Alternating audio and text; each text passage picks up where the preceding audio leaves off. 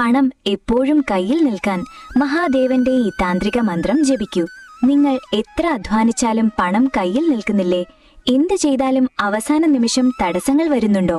എങ്കിൽ ദാരിദ്ര്യം പൂർണ്ണമായും അകറ്റാൻ മഹാദേവന്റെ ഈ അത്യപൂർവ താന്ത്രിക മന്ത്രം ജപിച്ചു തുടങ്ങിക്കോളൂ.